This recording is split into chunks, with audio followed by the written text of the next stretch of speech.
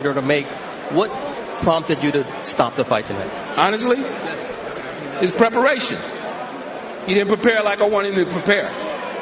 So that's just, that just makes me say, you know what? I don't want him in that situation. He fought a great fighter. The guy is super sharp, and he's at a deficit.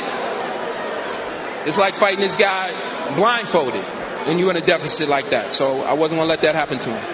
He looks in great shape, but only you knew what happened in the gym. How would you have liked for him to prepare that you didn't see? Well, I mean, when guys get to certain levels, they believe they know what they're doing, and they don't necessarily take all the information. So, this is where we at with it, and I had to make that decision.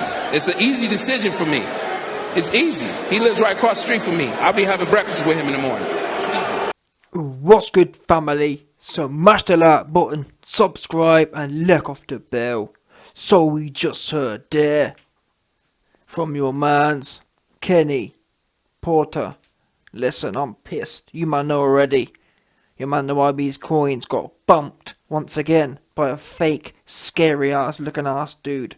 Shawn, scary ass Porter, bumped my coins. And again, people don't understand. Oh, YB, you're mad. You gambled. You lost. That's on you. Don't blame other people. Listen, I'm the first one to accept when my coins get bumped. For example, I rolled the dice and put a few coins on Deontay Wilder against Tyson Fury in the third fight. Did you hear me complain once? No. Why? Because guess what? I knew what we were dealing with there.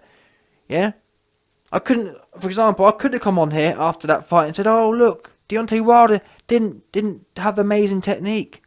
Deontay Wilder didn't do this. Deontay Wilder didn't do that. But guess what? I didn't do that because that's what we expect. I expect Wilder to have absolutely no techers. However, what every fan who are paying these fighters multi-millions of dollars, yeah, these guys ain't getting paid multi-million dollars out of nowhere. So like I said, the bare minimum we expect as fans, we can't expect technique as such. We can't expect that. I can't expect someone who is severely challenged like Deontay Wilder to have IQ. He don't have no IQ to give. However, no matter how challenged you are, yeah, no matter how down bad you are psychologically or mental IQ pointly, yeah, the bare minimum we expect is for you to apply, or for you to fully apply, whatever tools you have, yeah. And to be fair to Wilder, he fully applied whatever tools he had, as limited as they were. On a scale of 1 to 10, how did Wilder apply his weak tools? He applied them all the way. Yeah, he had no skills.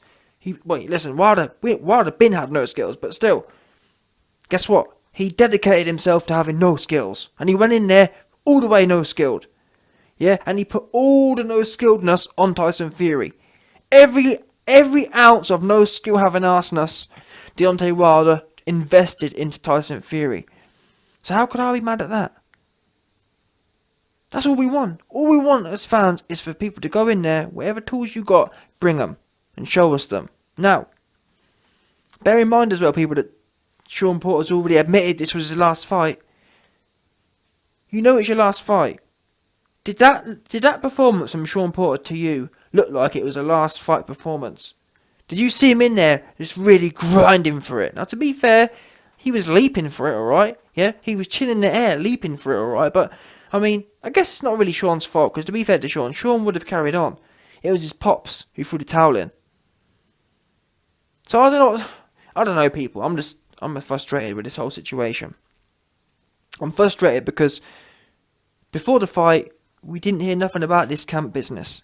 And if we'd heard something about the camp, then guess what? I may or may not have put the money on. I just don't think it's fair that us fans can be gassed up. We've all seen the 24/7 all access videos, and Shawn's looking super sharp, and I'm in best shape ever, and I'm best training camp ever. And then after the fight we hear he weren't dedicating himself, he weren't doing this, he weren't doing that. That's just not right to me. It's not right at all. That's what you call a scam. Saying one thing and getting another. And I wouldn't mind it so much. Fair enough, okay, Shawn Porter didn't train properly, but why wasn't he in there giving it some? And I understand, again, the fight got stopped by his pops. But ultimately, Kenny, it's all really good coming on. If you've got the audacity and the balls, yeah, after people like the YB and their coins have been bumped, yeah, you got the audacity to come on and say that, well, we weren't prepared, right? Then, and this the thing gets me. He says, I wasn't prepared to put my son through, I wasn't prepared to put my son in that situation. I wasn't prepared to put my son in unnecessary danger. Well, my son was at a deficit because he wasn't prepared right. So I couldn't have him in there. Well, I hate to break it to you, Kenny, but the truth is, if your son was at that much of a deficit, why was he in the ring at all? Oops. Why did you accept the pay-per-view money from the fans? Oops. Why did you accept the multi-million-dollar check from the fans? Oops. Yeah, that's it for me. So, on the minute you sign that contract and the minute you step in that ring, you could have rescheduled. You could have said you was injured or otherwise not prepared correctly. So that's why I don't believe it. I don't believe this whole he wasn't prepared correctly. Because if he wasn't prepared correctly, you should have been rescheduled to fight. But actually, what this really proves, people, about the fight game right now in 2021, it proves that, guess what? Boxers don't need to be coming in the ring 100% prepared. Why? Because guess what? When the going gets tough, they can just jump out, and then most of the low IQ fans are going to cheer them. Oh, wow, no, he's amazing. Yeah, no. Oh, it's amazing. That's an amazing call. Yeah, of course he has to get out because he has to think about his health. Even though the fans made him a multimillionaire for not doing nothing, we have to be, oh, what a great man. Oh, what a great father Kenny is. Yeah. Wow.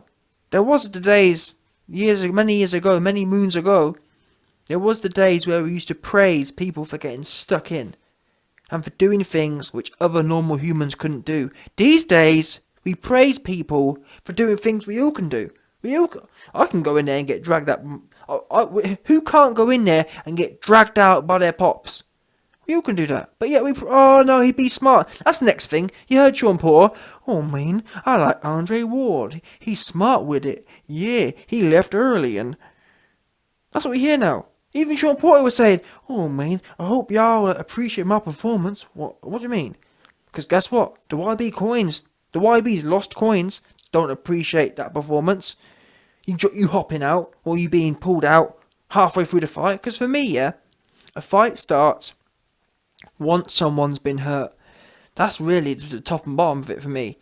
The fight starts when someone gets hurt. Up until then, you're just fanning around, truth be known. Either a knockdown or hurt.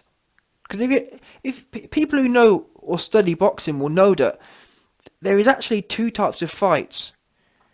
Most of the fights we see in 2021 are the fanning around fights, where it's all on the outside and there's no commitment. But very rarely we see fights where, because you almost have to push through a barrier. There's an awkward barrier in fights. Like, if you see how a fight starts and how a fight ends, there's that barrier. You have to almost push through it. That awkward barrier where you're getting to know each other. And in some fights, or few fights these days, but in a few fights these days, they push through that barrier, and eventually, the last 8 rounds or whatever, they're kind of vibing together. They're all mixing up.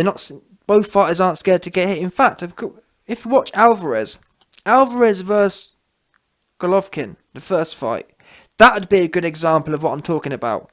The first round was a bit touchy-feely, but after that, they was real comfortable in there, and they were just working. That's the kind of fight we don't see today.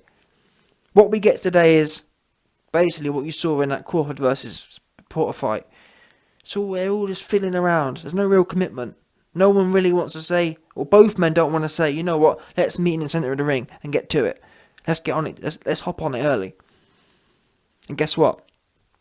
The minute that kind of that awkwardness, because to be fair to Shawn Porter, when he got put down, that was almost a switch that clipped him out of that awkward zone. Because Shawn Porter was trying to kind of nick points. He was trying to nick offensive things. Oh, fucking, that's what when Shawn Porter leaps in. What he's trying to do when Shawn Porter leaps in, he's trying to get something off without getting hit. If that makes sense. But anyone who really understands boxing knows you're gonna get hit, people. Trying to be tricky about it, it's just, you might as well just accept, you know what, I'm going to get hit. Because guess what, look at Shawn Porter. Trying to be tricky, trying to be explosive, leaping in with your chin in the air. How did it work for you? So you may as well, rather than trying to be tricky and trying to be explosive and trying to avoid being hit, you may as well accept I'm going to get hit. And then react, do you know what I'm saying? Actually work, and that's why I think Alvarez is so good. He accepts, okay, I'm probably going to get hit at some point. Who cares? Now I'm comfortable with that reality. We can now build up a game plan around it. I mean, look at Anthony Joshua. Look at AJ. Here's another one. Hasn't accepted I'm going to get hit tonight. I may go down tonight. Okay, now we know that. Let's work around it. So Shawn Porter spent the whole night trying to fill and faddle. Then he got put down. And I reckon he was just kind of settling into that. He was just getting over that hump now of, okay, I might get hit. He was comfortable then. I think that's, you know, when you saw him smashing the canvas, I think at that point he realised, okay, I've been down twice, I've got nothing to lose now, and he ain't that powerful, because, listen, both times Shawn Porter went down, he was never eyes rolled in his head. He was never stumbling across the ring. I think he'd actually realised that this guy ain't all that. Well, this guy ain't all that powerful, because if he was, I'd be cold out by now. Yeah? Shawn Porter was just about to go in there and give this guy no respect. And guess what? Kenny Porter drags him out. And like I said, I ain't got no problem with you dragging him out. But guess what? If he's so unprepared that you may drag him out, don't put him in there. Save us all the time. And either reschedule or cancel the fight. Yeah? Oh, well, he's got one foot out the door. If he's got one foot out the door, why are you taking the fans' money for? Number one, on the betting odds. Number two, from the pay-per-view. We don't listen. Or, fair enough. I'm not saying people might not still buy it, but advertise it. This fight should have been advertised as Terence Crawford versus a semi-retired Shawn Porter. That's what the billing should read as. Not Shawn Porter, because that's not the case. Oh, I'm half retired. I got one foot in, one foot out. That's what you should that's what you should be advertising it as. Yeah, Terence Crawford versus a semi-retired or an about to announce retirement Shawn Porter. That's it. But the reason they don't do that is to manipulate and scam the fans. So that's the bottom line. Why else would you withhold that information from the public? It's not to benefit us. It's to benefit your pockets and your coins. Because you know, if we knew you were about to retire, guess what? I ain't going to bet on that. Because I know you're going to come in there, take the coins, and bump us all. Which is what happened. Because the fighter really only has something to defend when he's going to fight again. When a fighter knows he ain't fighting again, he's got nothing to lose. Go in there, get some more coins. Who cares? I'm out of here. When you know you're going to fight again, you can't be down bad. You can't afford it. You can't afford to be taking silly losses when you got to go in there again, because it completely messes up your value. But when Shawn Porter knew he ain't going in there again, who cares? I can't just get hit once and get dragged out, hop out. Kenny himself even said, "Well, yeah, I don't really care. It's finished now. I get to see him tomorrow at breakfast." That's good for you, Kenny. Great, it's great to hear that you're a millionaire. And that's the worst thing. People today, they actually celebrate it. Oh, wow, it's great. Yeah, look, but YB, he's a millionaire. YB, let's celebrate it. Yeah, but he got to think about his health and this like the other. And you're right to an extent. Okay, yeah, maybe he does have to think about his health, but guess what? We have to think about our coins. Yeah? How about that? How about, when is someone going to start thinking about our coins? I'm sick to death of hearing about, oh, we need to think about the fighters. They're making plenty of money. And they ain't giving enough all back, most of them aren't. There's a few who give something back, and fair play to them, but most of them aren't. Most of them don't get stuck in once in their whole career. I can name on one hand, fighters who have actually give something. Who have given a part of themselves for a fight. That's it. A handful. The rest of them fiddle and faddle around. For example, I can't lie to you. Teofimo Lopez versus Lomachenko. That was an example of Teofimo just fiddling, faddling around. Now, I'm not knocking it. Yeah, he's done. Yes, relative to this era, he looks good in as much as he dared to go in there, unlike Tank. Fanny ass looking ass Tank. But the point is, that was fiddle and faddle. He didn't come to get committed, did he? He didn't come to say, I'm going to knock that little old ass out. He came there to fiddle faddle. I'm not down for that.